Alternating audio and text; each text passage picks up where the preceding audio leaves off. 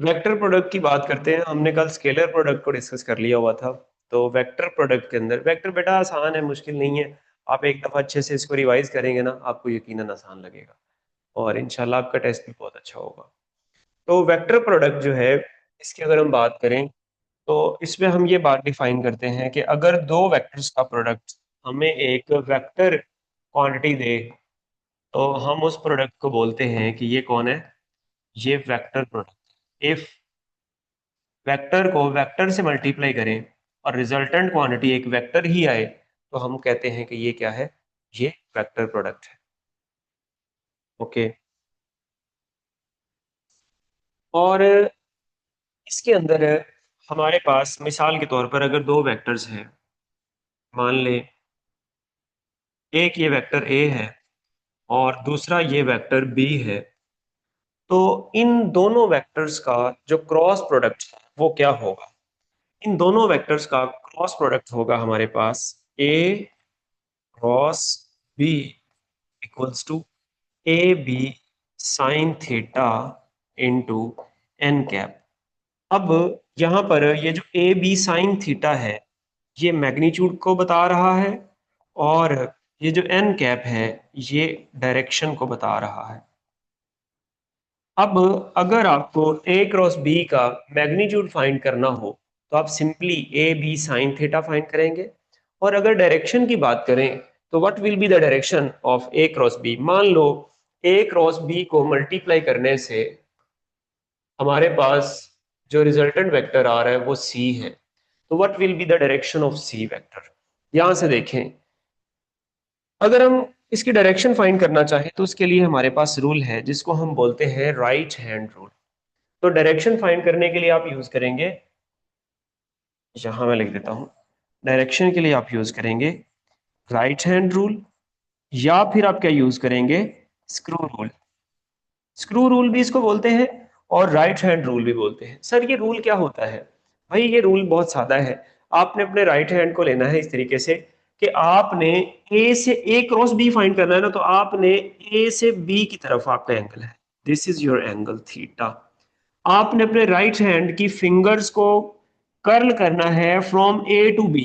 ये देखिए, ए से बी की तरफ आपने फिंगर्स को कर्ल करना है, और ये जो इरेक्ट थंब है, it will indicate the direction of the resultant vector. तो देखिएगा, अगर आप ए से बी की तरफ इसको कर्ल करें, तो डायरेक्शन इसकी किधर आ रही है, आउटवर्ड आ रही है। अगर मैं इसको बोर्ड के ऊपर बनाऊं, तो मैं यहां पर इसको इस तरीके से बना सकता हूं, this is the direction of A cross B. N cap इसको मैं कह रहा हूं। तो ए क्रॉस बी की डायरेक्शन अपवर्ड होगी। सर अगर बी क्रॉस ए निकालना हो तो भाई बहुत सादा है। बी से बी से ए की तरफ बी से ए की तरफ फिंगर्स को कर्ल करें, तो आप देखिए आपकी डायरेक्शन इनवर्ड आ रही है। ठीक है, तो इसको हम किधर बना सकते हैं, इसको हम डाउनवर्ड बना सकते हैं। मैं इसकी बनाता हूँ डायरेक्शन यहाँ पर। अगर हम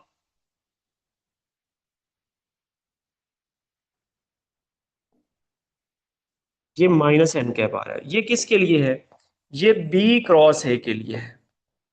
और ये किसके लिए है, ये ए क्रॉस बी के लिए है। ठीक है, तो अगर हमने ए क्रॉस बी किया तो डायरेक्शन आई अपवर्ड, और अगर हमने बी क्रॉस ए किया तो डायरेक्शन आई इनवर्ड। इसका ये मतलब हुआ, क्या हम कह सकते हैं कि ए क्रॉस बी और बी क्रॉस इक्वल है? क्या ए क्रॉस बी और बी क्रॉस ए इक्वल होंगे? नो, गुड इजा, शाबाश। तो देखिएगा भाई, हम ये कह सकते हैं A cross B is not equal to B cross A. अगर आपने लिखना ही है दोनों को इक्वल, आपकी कोई मजबूरी बनी पड़ी है कि आपने लिखना ही लिखना है, तो फिर आप इसको यूं लिख सकते हैं, A cross B is equals to minus B cross A. Minus B cross A. Sir minus क्यों? माइनस बेटा इसलिए ताकि डायरेक्शन बता सके कि ये दोनों बराबर हो सकते हैं अगर हम एक तरफ नेगेटिव साइन लगाएं। दोनों की डायरेक्शन ऑपोजिट होगी लेकिन मैग्नीट्यूड सेम होगा। इसका मैग्नीट्यूड भी ए बी साइन थीटा होगा और इसका मैग्नीट्यूड भी ए बी साइन थीटा होगा। अब देखिए, इट मींस हम ये बात लिख सकते हैं, वेक्टर प्रोडक्ट, क्या वेक्टर प्रोडक्ट कमोडेटिव होगा? Vector product is not commutative, ये कम्यूटेटिव नहीं है, ये कम्यूटेटिव नहीं है। इसको एंटी कम्यूटेटिव भी बोलते हैं, इट इज एंटी कम्यूटेटिव। ठीक है, ओके। अब अगर हमें इसकी एग्जांपल्स को देखना हो, what are the examples for the vector product, बेटा एग्जांपल्स बहुत सादा है। आप टॉर्क की एग्जांपल ले सकते हैं जो सबसे सिंपल है। टॉर्क इक्वल टू है आर क्रॉस एफ। ठीक है, इसको ओपन करें तो टॉर्क इक्वल टू आ जाता है R F sine theta into N cap. ठीक है, ये एग्जांपल वेक्टर प्रोडक्ट के अंदर डिस्कस हो सकती है, तो आप इसको देख लीजिएगा एक दफा। ओके, अगर हम बात करें फर्दर,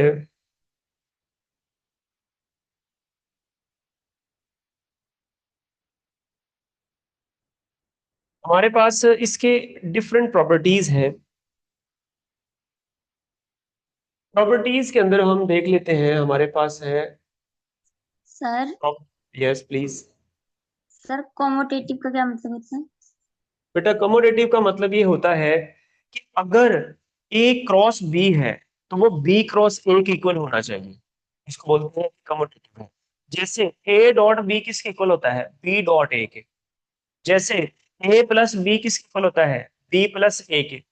लेकिन A cross B equal to B cross A नहीं होता। ये जो प्रॉपर्टी होती है ना जिसमें इक्वल हो जाते हैं, जो ए बी करें या बी ए करें, इसको कम्यूटेटिव लॉ बोलते हैं।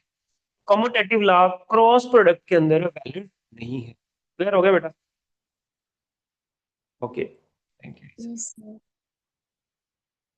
ओके, प्रॉपर्टी नंबर 1 है, अगर हमारे पास पैरेलल वेक्टर्स हों, पैरेलल वेक्टर्स, दो वेक्टर्स हैं and they are parallel to each other. Sir क्या मतलब हुआ पैरेलल का? बेटा मतलब है इनके दरमियान में एंगल 0 डिग्री है। ओके, अगर एंगल 0 डिग्री है तो ये वेक्टर्स किस तरीके से होंगे? ये वेक्टर यूं होंगे, एक वेक्टर मान लो ये है ए वेक्टर और दूसरा वेक्टर ये है B vector, both are in same direction. तो हमारे पास एंगल कितना हुआ, 0 डिग्री। ए क्रॉस बी किसके इक्वल होगा, ए बी साइन 0 और into N cap. Okay, sine 0 बेटा कितना होता है, जीरो। 0। जीरो। तो A cross B equals to A B into 0 into N cap. 0 किसी को भी 0 से मल्टीप्लाई करा दें तो आंसर क्या होगा, जीरो। 0। इसका ये मतलब हुआ कि ओवरऑल आंसर 0 हो गया है, तो एन कैप की वजह से हम इसको बोलेंगे कि इसका आंसर क्या है, नल वेक्टर है। इसका आंसर क्या है, नल वेक्टर। अगर ए क्रॉस बी का मैग्नीट्यूड देख लें तो वो 0 होगा। सेम फॉर एंटी पैरेलल, अगर थीटा 180 डिग्री हो तो तब भी आंसर सेम आएगा। 180 डिग्री का क्या मतलब सर, भाई अगर एक वेक्टर इस तरफ है और दूसरा वेक्टर इस तरफ है तो दोनों में एंगल 180 डिग्री हो गया। और अगर हम साइन 180 डिग्री पुट करें तो तब भी बेटा आंसर क्या आएगा, नल वेक्टर ही आएगा। क्यों भला, साइन 180 कितना होता है, 0 होता है। Good Aqsa, zero. शाबाश मेरे बच्चे। अब इसका ये मतलब हुआ चाहे पैरेलल हो दो वेक्टर, चाहे एंटी पैरेलल हो, उनका जो क्रॉस प्रोडक्ट है वो नल वेक्टर आएगा। नल वेक्टर कौन सा वेक्टर होता है सर, बेटा ऐसा वेक्टर जिसका मैग्नीट्यूड 0 हो और आर्बिट्रेरी डायरेक्शन हो या रैंडम डायरेक्शन, उसको हम बोलते हैं कि null vector. Okay, next move करते हैं, सेकंड प्रॉपर्टीज की देखते हैं। अगर हमारे पास दो वेक्टर इस तरीके से हैं कि they are perpendicular to each other, perpendicular vectors, जब हमने कहा कि वेक्टर्स परपेंडिकुलर हैं, इसका ये मतलब हुआ कि दोनों के बिटवीन एंगल कितना होएगा बेटा, 90। 90 डिग्री होगा। ये हमारे पास मान लें दो वेक्टर्स हैं ए एंड बी। अब ए और बी में जब भी एंगल डिसाइड करना होता है ना तो इन दोनों की टेल्स को ज्वाइन करते हैं, यहां से इसको उठा के यहां रखें तो एंगल 90 डिग्री आ जाएगा। अब अगर इस तरीके से है तो फिर हमारे पास ए क्रॉस बी किसके इक्वल होगा, ए क्रॉस बी बेटा इक्वल्स टू आ जाएगा A B sine 90 into N cap. मुझे बताएंगे साइन 90 कितना होता है, one. One. 1। A B into N cap आ गया। अब आपका जो रिजल्टेंट है ये मैक्सिमम होगा। जब एंगल थीटा 90 डिग्री हो तो क्रॉस प्रोडक्ट का मैग्नीट्यूड बेटा क्या होता है? मैक्सिमम होता है। गुड गुड, अच्छा शाबाश मैक्सिमम। बरीरा, गुड बरीरा, शाबाश शीना, शाबाश। ओके, तो अब ये मैक्सिमम होगा। तीसरा केस हम पढ़ सकते हैं, अगर हमारे पास सेल्फ वेक्टर प्रोडक्ट हो। सेल्फ वेक्टर प्रोडक्ट का क्या मतलब हुआ? सेल्फ वेक्टर प्रोडक्ट का बेटा ये मतलब है, अगर आपके पास एक वेक्टर ए है, इसी वेक्टर का अगेन जब हम इसी वेक्टर के साथ क्रॉस प्रोडक्ट लेते हैं, ए क्रॉस ए, इसका आप अपने साथ एंगल कितना होगा बेटा? जीरो। जीरो होगा ना। तो साइन जीरो कितना होता है? जीरो। जीरो। जीरो। तो अब इसका आंसर भी क्या आएगा? जीरो। जीरो आएगा या नल वेक्टर आएगा। वेक्टर की फॉर्म में आंसर दें तो नल वेक्टर देंगे, अगर हम जीरो की फॉर्म में आंसर दें, मैग्नीट्यूड की फॉर्म में आंसर दें, तो हम जीरो आंसर देंगे।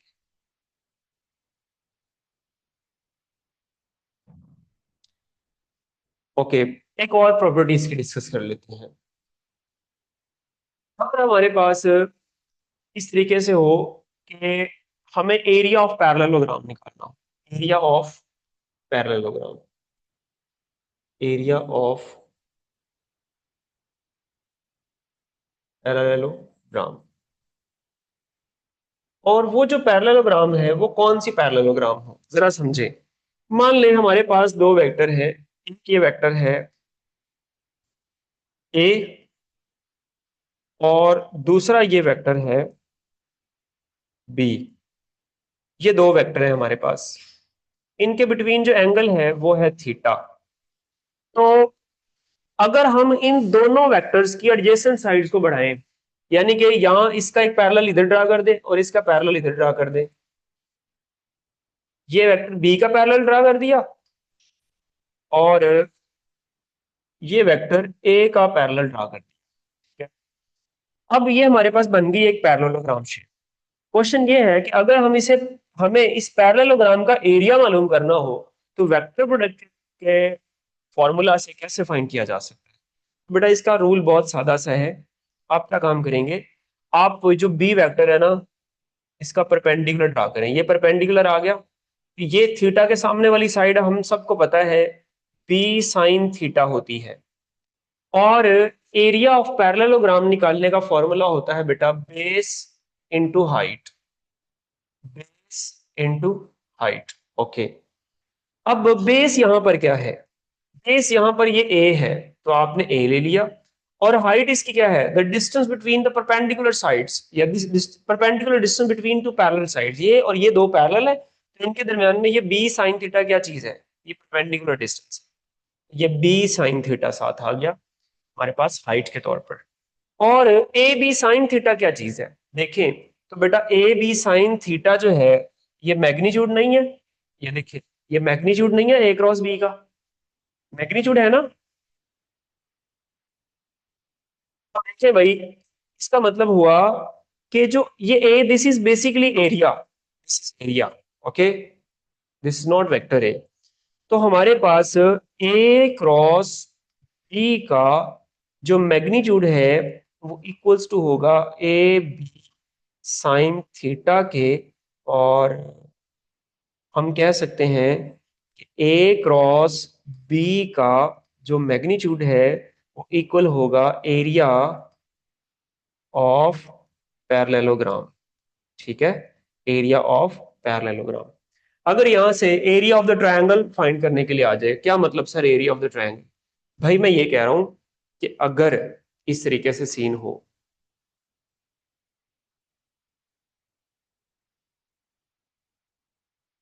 सीन ये है कि ये आपके पास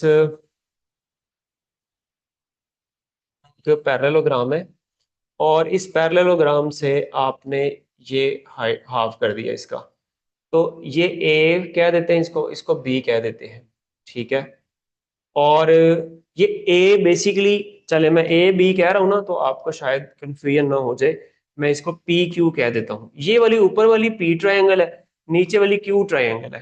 ठीक है, और ये जो साइड है ये वेक्टर ए है, और ये जो साइड है ये वेक्टर बी है, और ये उनकी साइड्स हैं। तो अगर आपको एरिया ऑफ द ट्रायंगल निकालना हो तो वो इक्वल होगा एरिया ऑफ ट्रायंगल, वो इक्वल होगा बेटा half of magnitude of A cross B. A cross B के मैग्नीट्यूड का आप हाफ ले लें। क्यों? क्योंकि सर जो ट्रायंगल का एरिया फाइंड करने का फॉर्मूला था वो होता है half base into height. Rectangle का फॉर्मूला क्या है? Base into height.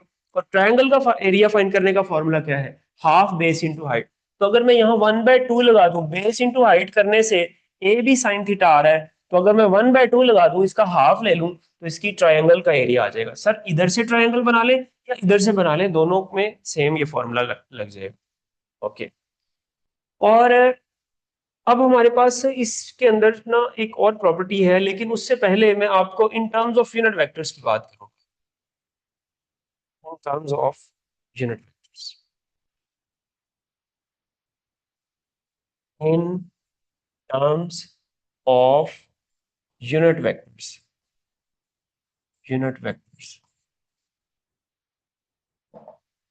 Unit vectors की टर्म में देखिए भाई, बात यह है कि हमारे पास यूनिट वेक्टर है आई कैप, जे कैप और के कैप।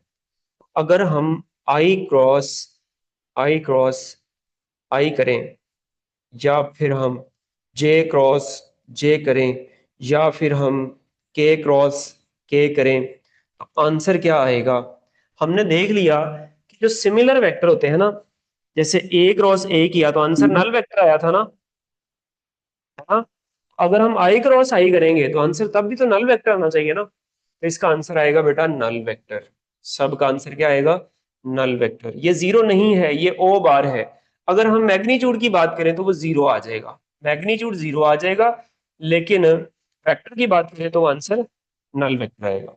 सिमिलरली अगर हम आई क्रॉस जे करें, हमारे पास ये सीन हो, आई क्रॉस जे हो, या बेटा जे क्रॉस के हो, या बेटा के क्रॉस आई हो, इन सब केस के अंदर हमारे पास ये किसके इक्वल होंगे? तो इसको याद करने के लिए बहुत सादा सा रूल है। आप सर्कल कंसिडर करें, और यहां पर ना ये एरोज ले रहा हूं मैं, ठीक है? इन एरोज को बस आपने याद रखना है। ये एरोज आप किसी भी जाने बना सकते हैं, क्लॉकवाइज बना लें, एंटी क्लॉकवाइज बना लें, इससे फर्क नहीं पड़ता। इनका मैं नाम दे रहा हूं। मान लो मेरे पास ये है आई कैप, और ये है बेटा जे कैप, और ये है मेरे पास के कैप। अब जरा समझें, अगर मैं आई क्रॉस जे करूं, अगर मैं आई क्रॉस जे करूं, तो आई से जे की तरफ जाएं तो आंसर क्या आएगा बेटा? के गुड के गुड, वेक्टर आई क्रॉस जे आ जाएगा के कैप। और अगर मैं जे क्रॉस के करूं, जे क्रॉस के करूं तो आंसर क्या आएगा? आई आई कैप। अगर मैं के क्रॉस आई करूं, के क्रॉस आई, तो बेटा आंसर क्या आएगा? जे जे कैप। लेकिन अगर मैं ऑपोजिट बिहेवियर शो करूं, लाइक मैं ये काम करता हूं, मैं कहता हूं कि भाई मेरे पास है आई क्रॉस के, बताएं अब ये किसके इक्वल होगा? आई क्रॉस के किसके इक्वल होगा? माइनस से माइनस देखें, अब जब आपने आई क्रॉस के करना है तो आप ऑपोजिट डायरेक्शन में जा रहे हैं ना, इन एरोज के ऑपोजिट जा रहे हैं। तो जब आप एरोज के ऑपोजिट जाएंगे, बिल्कुल ठीक है, बिल्कुल ठीक है माइनस से इस वक्त बेटा, बिल्कुल ठीक है। शाबाश मलाइका, ईमान, शाबाश तहसीन, गुड गुड। अक्सा मेरे बच्चे, शाबाश, thank you so much. I cross के, आई क्रॉस के, अगर के क्रॉस आई जे कैप है तो डेफिनेटली आई क्रॉस के फिर क्या होगा? माइनस जे कैप होगा।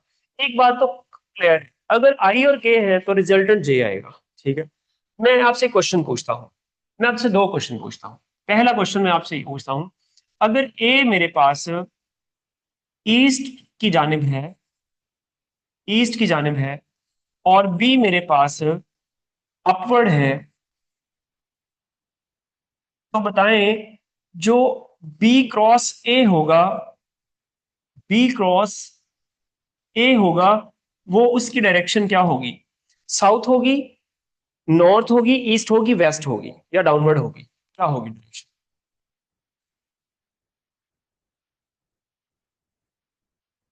हमारे बहुत अच्छे स्टूडेंट एक हैं यहाँ पर जो हमारी क्लासेस रेगुलरली लेते हैं। जी दिल भाई, आपका जवाब नहीं आ रहा। North, north, north east. Pizza बेटा पूछ रहे हैं, आपने अब एक क्वेश्चन मार्क लगाया, पूछ रहे हैं बता नहीं रहे। बहुत सादा रूल है भाई, बहुत सादा रूल है। कोई लंबी चौड़ी साइंस नहीं है इसके अंदर, बहुत सादा बातें करते हैं सर। आप पता नहीं क्यों सर की बातों को मुश्किल ले लेते हैं। North, south, east, south. West. Okay. अब देखिए भाई, मेरी बात सुने ध्यान से, मेरी बात सुने। ईस्ट जो है ना, this is X axis, negative X axis. Y axis, negative Y axis. Okay. अगर एक्स एक्सिस है तो ये आई कैप दे रहा है, अगर नेगेटिव एक्स एक्सिस है तो ये माइनस आई कैप दे रहा है, अगर नॉर्थ है तो ये प्लस का जे कैप दे रहा है, अगर ये साउथ है तो ये माइनस का जे कैप दे रहा है। गुड। अगर ये अपवर्ड है, ओके, ये बेटा जेड एक्सिस है, और जेड एक्सिस के केस में ये आपके पास के कैप आएगा। ओके। अब आपको चाहिए बी क्रॉस ए, तो यहां पर लिखें बी की वैल्यू। बी बेटा कौन है? बी किधर है? अपवर्ड, तो बी का आ गया के। गुड हो गया। ओके। उसके बाद ए वेक्टर है, ए किधर है? ईस्ट की जानिब, ईस्ट क्या है? आई कैप। गुड हो गया। तो बताएं के क्रॉस आई क्या होता है? ये हमने अभी लिखा हुआ है, जे कैप होता है ना। ये देखें भाई, जे कैप आ गया। अब जे कैप की डायरेक्शन कौन सी है? नॉर्थ, तो yes your answer is north. क्या कहने सर। ओके हो गया बच्चों? सर समझ सर नहीं ये आया? समझ नहीं आ। ठीक है, हम दोबारा समझा देते हैं, दोबारा समझा देते हैं। देखो मेरी बात सुनो भाई, ये डायरेक्शन समझ आ गई है? ईस्ट वेस्ट ये हमने डिस्प्लेसमेंट के अंदर भी की थी। ईस्ट वेस्ट जो है हमारे पास, देखिए ईस्ट को हमने एक्स एक्सिस लिया ना, तो आई कैप पॉजिटिव एक्स एक्सिस। अगर वेस्ट की तरफ जाएंगे तो नेगेटिव एक्स एक्सिस माइनस आई कैप। अपवर्ड जाएंगे तो नॉर्थ की तरफ जाएंगे और वो प्लस का जे कैप है बेटा। डाउनवर्ड जाएंगे, डाउनवर्ड से मुराद यहाँ टुवर्ड्स साउथ है, नॉट वो अपवर्ड डाउनवर्ड दूसरे वाला। ठीक है। अगर आप साउथ की तरफ जाएंगे तो माइनस जे कैप। ठीक है। अगर आप अपवर्ड आएंगे, ऐसे आउट ऑफ द पेज आएंगे लाइक, अब वो जेड एक्सिस में आप चले गए हैं, और जेड एक्सिस में जो डायरेक्शन को साइन है वो के कैप यूज होता है। ओके। अब आपके पास ए की डायरेक्शन है ईस्ट, ए की डायरेक्शन क्या है? ईस्ट। ईस्ट में बेटा कौन आएगा? प्लस का आई कैप आएगा ना। और बी की डायरेक्शन है अपवर्ड, इसका आ गया प्लस आई कैप, और इसका बेटा आ गया अपवर्ड का मतलब है जेड एक्सिस, इसका आ गया प्लस का के कैप। ओके। तो अब बी क्रॉस ए लेना है ना, तो बी की जगह क्या लिखना हमने? के। और ए की जगह हमने क्या लिखना है? आई। तो के क्रॉस आई बेटा, ये अभी तो हमने सीखा है के क्रॉस आई किसके इक्वल है? क्या हुआ? जे कैप। बात समझ आई है बेटा? बात समझ आई है कि नहीं? शाबाश बताइएगा जी, अब बताइएगा। Okay okay okay, thank you thank you thank you. आगे बढ़ते हैं, एक क्वेश्चन आपकी फर्दर अंडरस्टैंडिंग को डेवलप करने के लिए। एक question, I dot J cross के प्लस के डॉट आई क्रॉस आई, बताएं आंसर क्या होगा? इस तरीके का क्वेश्चन अक्सर पूछा गया है। मतलब वेक्टर्स तो अभी ऐड हुआ है ना फंक के अंदर, और डिफरेंट आपके जो रेगुलर पेपर्स होते हैं उसमें, इवन अभी जो पीटीबी का पेपर हुआ था ना, उसमें भी इस तरह का एक क्वेश्चन आया था। मुझे एग्जैक्ट वो क्वेश्चन तो याद नहीं, लेकिन एग्जैक्ट इसी वे में था। वन। वन चेक करें हम इसको। देखिए पहले आपने ना क्रॉस को सॉल्व करना है, या पहले आपने ब्रैकेट को सॉल्व करना है? पहले आपने क्रॉस को सॉल्व करना है। ठीक है। तो देखिएगा, मुझे बताएं जे क्रॉस के किसके इक्वल होगा? J I. Cross I. I cap. तो ये आ गया हमारे पास आई कैप, ये प्लस का साइन एज इट इज, ये K cap as it is, ये dot as it is. I cross I बेटा किसके इक्वल होगा? जीरो। जीरो के। जीरो। तो अब सीन ये है कि आई डॉट आई वन हुआ, और के डॉट जीरो क्या हो गया? Zero. Zero into something zero. तो आंसर बेटा बिल्कुल आपका बिल्कुल ठीक है, आंसर क्या होगा? वन होगा। वन। शाबाश शाबाश ईमान, शाबाश। मरियम नहीं बेटा, अब देखें समझ सर आ आई गई है? डॉट आई जीरो नहीं होगा? ऐसे आई गुड, डॉट शाबाश। जी क्या कह आई रहे? Dot I sir I dot I same zero नहीं होगा? आई डॉट आई 1 होता है और आई क्रॉस आई 0 होता है। याद आया? सही है। जी सर। Okay okay okay. एक आखिरी बात इसमें प्रॉपर्टीज के अंदर मैं आपसे करने जा रहा हूं, वो है vector product in terms of rectangular components. In terms of rectangular components. Rectangular components की टर्म्स में अगर हमें वेक्टर प्रोडक्ट को सॉल्व करना है तो कैसे करेंगे? देखें भाई, इसके दो तरीके हैं। एक तो आप डिटर्मिनेंट से सॉल्व कर लें, ठीक है। एक आप डिटर्मिनेंट से सॉल्व कर लें। जैसे मेरे पास अगर कोई दो वेक्टर है, एक वेक्टर ए है equals to A X I cap plus A Y J cap plus A Z K cap, और दूसरा वेक्टर बी है B X I cap plus B Y J cap plus B Z K cap. ये मेरे पास दो vector है। अब मुझे क्या फाइंड करना है? मुझे इनका ए क्रॉस बी फाइंड करना है। तो ए क्रॉस बी फाइंड करना मैं आपको एक मैट्रिक्स फॉर्म से सिखाऊंगा, और फिर उसका एक फॉर्मूला भी हम डेवलप करेंगे, उससे भी सीखेंगे। तो दोनों में से जो आपको सही लगे आप उससे कर लीजिएगा। तो हम मैट्रिक्स फॉर्म को पहले समझते हैं। बेटा, जब भी दो वेक्टर्स का क्रॉस प्रोडक्ट लेना हो, ध्यान से समझिएगा, ए क्रॉस बी अगर मुझे फाइंड करना है तो बेटा ए यहां हमने लिखना है आई कैप जे कैप और के कैप। गुड हो गया, ये आपने मैट्रिक्स बना दिया। अब यहां इसके अंदर आप वैल्यूज लिखेंगे। ए की वैल्यूज लिख दें, A X A Y A Z, B X B Y B Z. Good हो गया। अब सर इसका डिटर्मिनेंट कैसे ओपन करना है? देखिए, आप हैं मेडिकल के स्टूडेंट्स। ज्यादातर जो इंजीनियरिंग के स्टूडेंट्स होते हैं ना, मैथमेटिक्स जो पढ़ते हैं, उनका तो एक पूरा फर्स्ट ईयर की मैथमेटिक्स के अंदर चैप्टर नंबर 3 है, जो पूरा है ही मैट्रिसेस वाला। ठीक है, उसके अंदर वो मैट्रिक्स सॉल्व करना सीखते हैं। लेकिन आप भी जब ये वाला टॉपिक पढ़ते हैं ना, तो आप भी ये मैट्रिक्स वहां बनाना, इसको ओपन करना सीखते हैं। कुछ लोग सिखा देते हैं, कुछ लोग टपा देते हैं। खैर, हम यहाँ इसको सीखेंगे, ठीक है। अब करना कैसे है? अगर आपके पास 4 एलिमेंट्स वाला एक मैट्रिक्स हो तो उसको सॉल्व करना तो बहुत सिंपल है। ये 3 वाले को कैसे करेंगे सर? जरा ध्यान से समझिएगा, बहुत बहुत ध्यान से बेटा, बहुत ज्यादा ध्यान से। पहले आपको करना है first row first column. Good हो गया। First row first column. आपको यहां एक छोटा मैट्रिक्स बनाना है, यहां आई कैप लगाना है। यहां पहले के साथ कोई साइन ही ना लगाया तो पॉजिटिव साइन सर है। कैमरा हो गया, कैमरा ऑफ हो गया।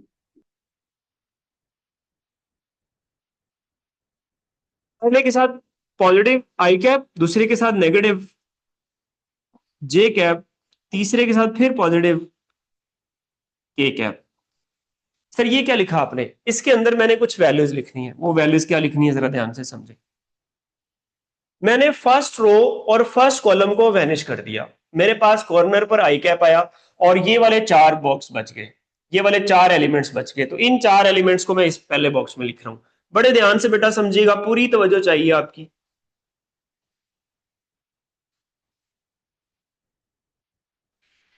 पूरी तवज्जो चाहिए बेटा, पूरी तवज्जो चाहिए। चीजें आपको आती हैं, लेकिन आपको रिवाइज करवा रहा हूं अच्छे से। Okay, first row first column हो गया। अब क्या करना है? अब करना है first row second column. First row गायब, सेकंड कॉलम गायब, कौन कौन रह गया? ये वाला, ये वाला और ये वाला और ये वाला। ठीक है, अब इन चारों को आप यहां लिख दें। ठीक है, मेरे पास आ जाएगा A X B X A X B X. बेटा पूरी तवज्जो, A Z B Z A Z B Z. ठीक है, ओके। यहां पर अब आ जाए, प्लस के कैप है तो के कैप के अंदर हमारे पास तीसरी रो और तीसरा कॉलम, यानी कि third row and third column. First row, third row कह रहा था, first row and third column. First row और थर्ड कॉलम में ये के कैप कॉर्नर पर आ गया। अब आपके पास ये चार एलिमेंट्स बच गए, A X A Y B X B Y. ठीक है, मैं अभी इसका बहुत सादा तरीका भी आपको बताने जा रहा हूं। A X A Y B X B Y. ठीक है, ये आपके पास डिटरमिनेंट आ गए। देखें और भी सादा तरीका है, आई कैप माइनस जे कैप प्लस के कैप। पहला क्वाड्रेंट आई कैप पॉजिटिव, दूसरा जे कैप नेगेटिव, तीसरा के कैप। सर ये नेगेटिव क्यों आया है? बेटा ये रूल है, मैट्रिक्स के डिटरमिनेंट को अगर 3/3 का मैट्रिक्स हो तो उसके डिटरमिनेंट को सॉल्व करने का ये रूल है। जैसे 2 के डिटरमिनेंट को सॉल्व करने का रूल आपने मैट्रिक में सीखा, सेम ये रूल आप इंटरमीडिएट में सीखते होते हैं। देखिए अगर यहाँ आई कैप है, अगर यहाँ पर आई कैप है तो यहाँ देखिए ए Y B Y A Z B Z. अगर यहाँ जे कैप है तो यहाँ ए X B X A Z B Z, यानी कि जे वाला कंपोनेंट वाई कंपोनेंट नहीं आएगा। अगर यहाँ बेटा के कैप है तो यहाँ देखिए ए X B X A Y B Y. तो ये ऐसे भी आप कर सकते हैं, ये कोई मुश्किल बात नहीं। ठीक है, अब इसको सॉल्व कैसे करते हैं सर? देखो भाई सॉल्व करने का ये तरीका है, इन दोनों को मल्टीप्लाई करते हैं माइनस इन दोनों को मल्टीप्लाई करते हैं, तो ये आ जाएगा हमारे पास A Y B Z minus A Z B Y into I cap minus, इसको कैसे करेंगे? A X B Z A X B Z minus A Z B X A Z B X into J cap. Okay, तीसरे वाला plus, देखिए बेटा इसका क्या आएगा? A X into B Y A X B Y minus A Y into B X into K cap. देखें जी, ये आपके पास ए क्रॉस बी आ गया। अब या तो ये डायरेक्ट फॉर्मूला यूज कर लें या ये डिटर्मिनेंट लिखें आप और उसको आगे सॉल्व कर लें। मैं आपको भी एक क्वेश्चन भी कराऊंगा। देखें अगर यहाँ आई कैप है तो यहाँ वाई जेड जेड वाई, यहाँ अगर जे कैप है तो एक्स जेड और जेड एक्स, यहाँ अगर के कैप है तो मतलब के कैप का मतलब है जेड वाला कंपोनेंट नहीं आएगा। तो आप देखें ए एक्स बी वाई ए वाई बी एक्स। अगर यहाँ आई कैप है तो यहाँ एक्स वाला कंपोनेंट नहीं आएगा, अगर यहाँ जे कैप है तो यहाँ जेड वाला कंपोनेंट नहीं आएगा। ऐसे आप सोच सकते हैं। ये आपके पास A cross B in terms of rectangular components आ गया। एक क्वेश्चन हम कर लेते हैं। मान लो आपके पास एक वेक्टर ए है 2i कैप प्लस के कैप और एक वेक्टर बी है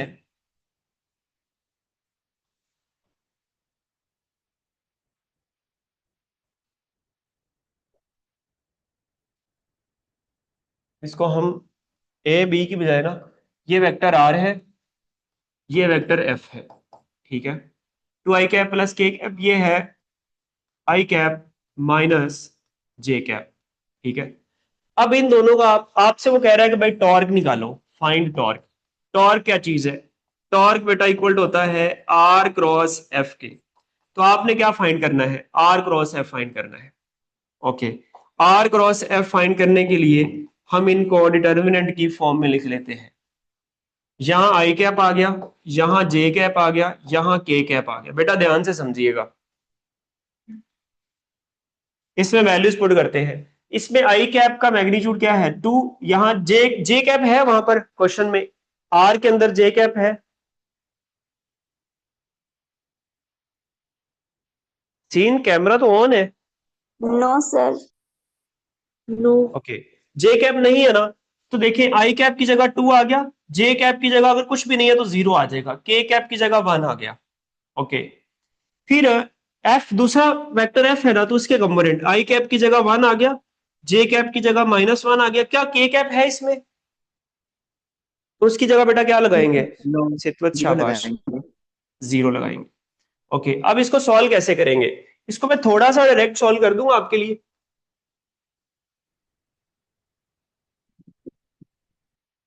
आर क्रॉस एफ आपके पास आ जाएगा फर्स्ट रो,